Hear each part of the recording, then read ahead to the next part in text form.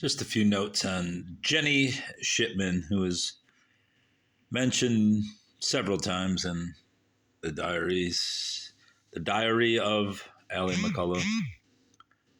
The only newspaper results I get in return with her name are in relation to religious things, though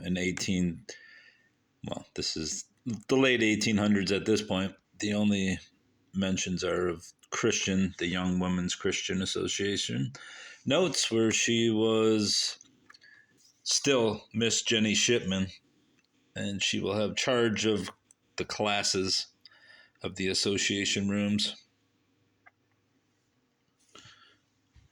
And then there's another mention of her was a delegate from Ypsilanti to the Sunday School Convention at Ann Arbor. And that's in 1888. Of course, most women were part of some Christian organization back then because there weren't many open atheists in small town America. And if there may have been atheists among the Christian groups, but they probably didn't want to bring it to public attention.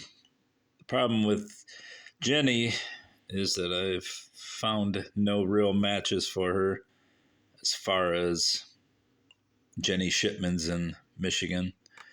This one was born in 1862, but that would have made her about 12 years old at the time of Allie's diary, and it seems unlikely that a 17-year-old girl would be hanging out with a 12-year-old, but you never know. 16, 17-year-old girl with a 12-year-old, but we don't know. 1837, obviously probably not hanging out with her either, but she was born Guild. 1916, 1861, 67.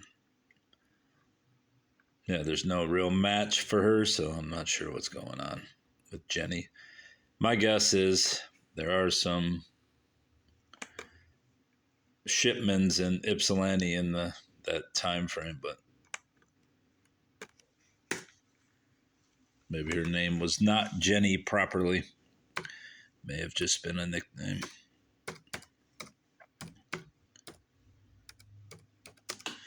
Ypsilanti, Michigan. Shipman. 1868. Lily Mae Fairchild, 1868.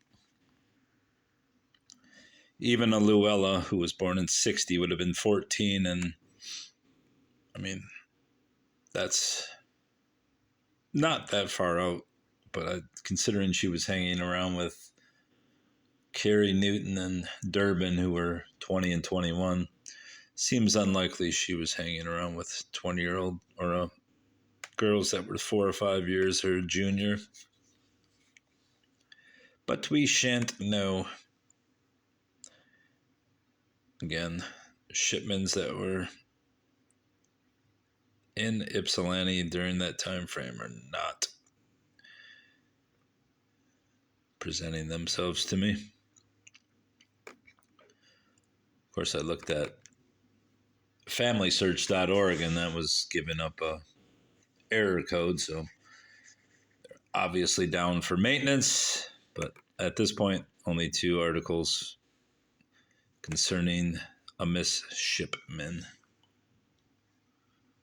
both from the Ypsilanti commercial. I suppose I could take off the commercial aspect of it and then see if there's any Shipmans in those returns.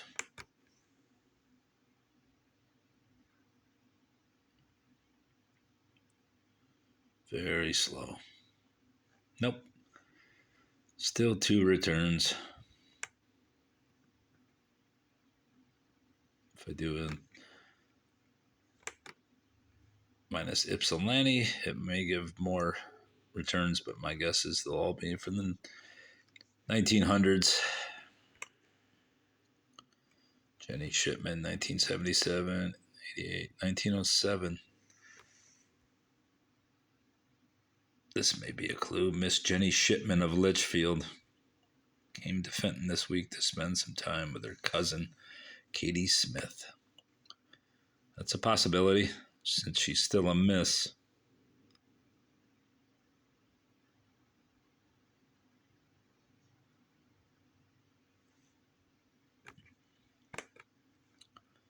Miss Jennie Shipman is believed to be dying from a gunshot wound.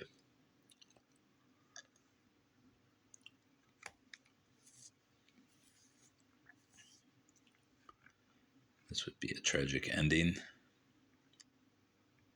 Very slow to load. No, that's a Mrs. Jennie Shipman.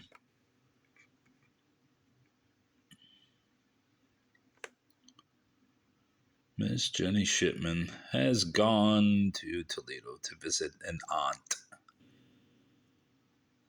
I have been getting some results for Hillsdale Jennie Shipman, but it's also Miss Jennie Shipman, plus Litchfield is out in that area, so it's very possible that it is her. And there's Coldwater, which is also in that area. So it's possible she might have migrated west to the Hillsdale area.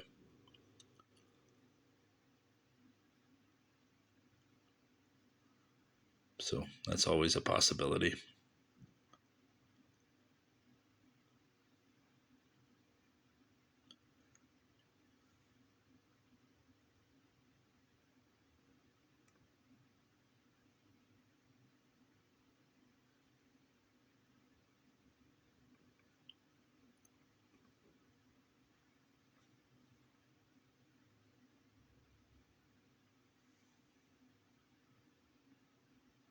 Passive range.